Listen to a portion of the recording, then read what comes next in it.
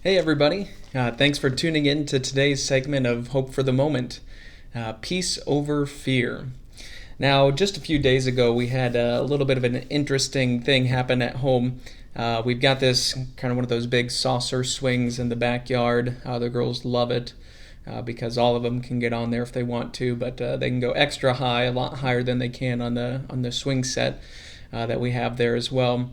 And a few days ago, I was pushing Abby and Ellie on it. And as many kids enjoy, the underdog is always their favorite.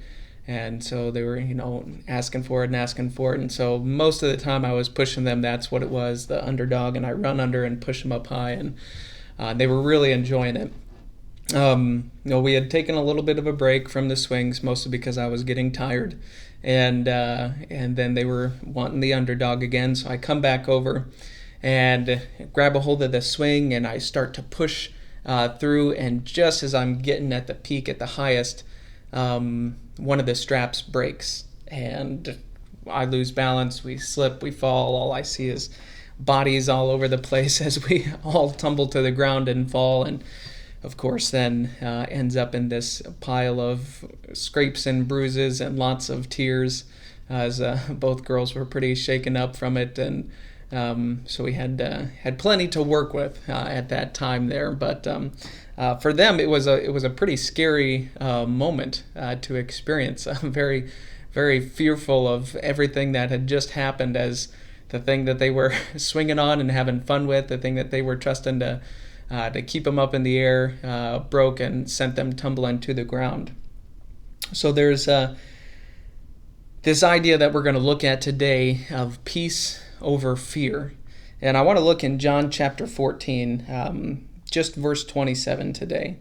And it says, "Peace I leave with you, my peace I give to you. Not as the world gives do I give to you. Let not your hearts be troubled, neither let them be afraid." Not as the world gives do I give to you, Christ says here in this passage. Now, when I helped Abby and Ellie up, I didn't tell them how lucky they were to be alive because of the number of children that had died in, swing set accidents.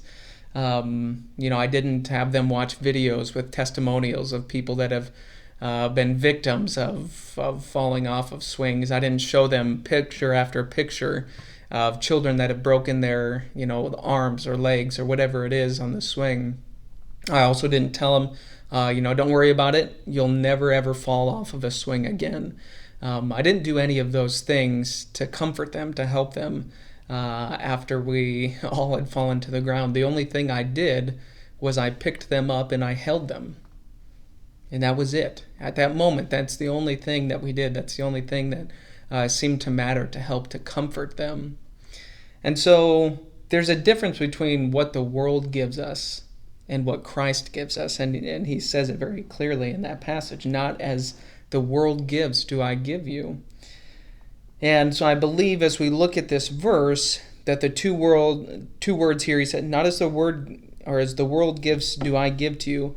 Let not your hearts be troubled, neither let them be afraid. And those two words, troubled and afraid, I think they really go hand in hand here, and one leads to the other. If we look at some of the other definitions from the Greek word for troubled, it's stir up, cause great distress, disturb, cause a riot, throw into confusion. Those are some of the other meanings that go up into this word here. And so all of that is pieced together in this word troubled in verse 27. Then you look at afraid, and some of the other definitions of that are to be cowardly, or to be timid. So afraid, cowardly, timid. So when we think through these two words here, and as Christ says, let not your hearts be troubled, neither let them be afraid, and all of the definitions that go into that, I think that what Christ is saying here is to not let our hearts be stirred up, to be distressed, to be in chaos, to cause a riot that then leads to this fear or this timidity. He's saying, don't let this process happen in your hearts. On the flip side, though, Christ promises his peace, and some other definitions of that, and I like this one a lot more, that is harmony, tranquility, freedom from worry. So Christ is saying, don't let your hearts be troubled, be stirred up. Don't let this chaos and confusion lead to this fear, to this timidity in your hearts.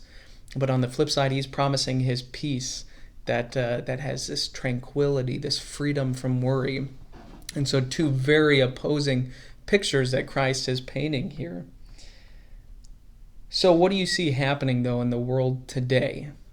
When we think about what Christ is talking about in verse 27, what do you see happening now? And maybe you're like, okay, that's easy. I can pinpoint that. I can point my finger at that. But let's turn that finger, though. What do you see happening in your heart? What do I see happening in my heart? Do I see, or do you see peace, tranquility, freedom from worry? Or do you see chaos that leads to fear? What do we see happening in the world? What do we see happening in our hearts? Yesterday I caught the governor's press conference, and where she was reopening a lot of things in Iowa. Unfortunately for us here in Black Hawk County, things got pushed off until May 15th. And so some unfortunate news, some things that cause some maybe distress or disturbance to some of us. You look at the map that lays out county by county in Iowa, and you see Black Hawk County in red with some pretty high numbers there related to the COVID-19 positive cases and all of that. It doesn't take long scrolling through any form of social media before you hear and see things about people screaming about worldwide death and all of this chaos that's happening.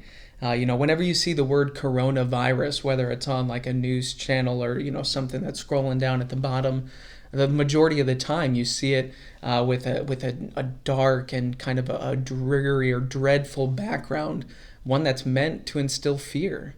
That's what you see. And so all day long I see and I hear these things, but then I go home to my family.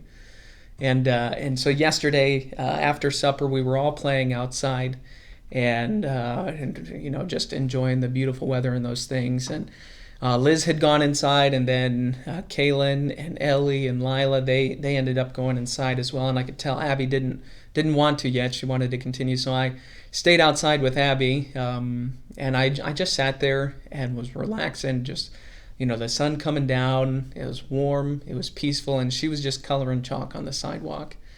And I was watching her, and it was totally quiet. There was no other noise other than just a few birds, chirping here and there. But I was watching her, and I was watching her face as she was coloring with this chalk and just enjoying it and just soaking up the peace.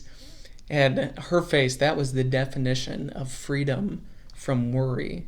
As I was watching that, and I was just in this moment of tranquility after a day of all of this chaos and all of this clamoring and everything that is just boiling over that we see in the world today. And then there was this moment of peace that I was able to experience with Abby yesterday. And Christ has promised us a peace that far surpasses what Abby and I experienced yesterday, a peace that is unlike anything that we can understand, a peace that the world cannot offer, that is something we cannot find in the world alone. There's something that we as believers have that allows us to push this fear, this trouble, this chaos and confusion away, that allows all of that to seem insignificant and futile. The peace that Christ has promised, it is real, and it is far greater than anything that the world can offer us. And he, in verse 27, he says, "Peace I leave with you, my peace I give to you." Not as the world gives. We see what the world offers us. We see what the world gives us, but Christ offers us a peace that is, incomprehensible. This peace that is something that we can't even put into words, that we can't even explain because of where it comes from, because of who it comes from. So where does this peace come from? Now, as you probably saw in the title, maybe you're realizing now this is a two-part thing. So we're not going to finish that. We're not going to answer that question yet. I'm going to leave you hanging a little bit. We're going to, on Thursday, we're going to come back to this, and we're going to look at the context of this passage here where we find verse 27. We're going to see a little bit better where this peace comes from and what that means for us.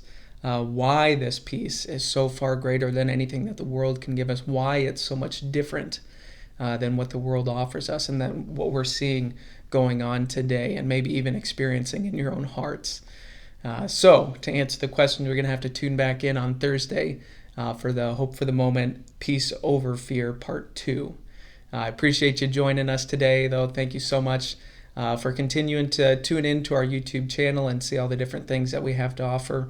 I hope it's an encouragement to you. We're continuing to pray for you.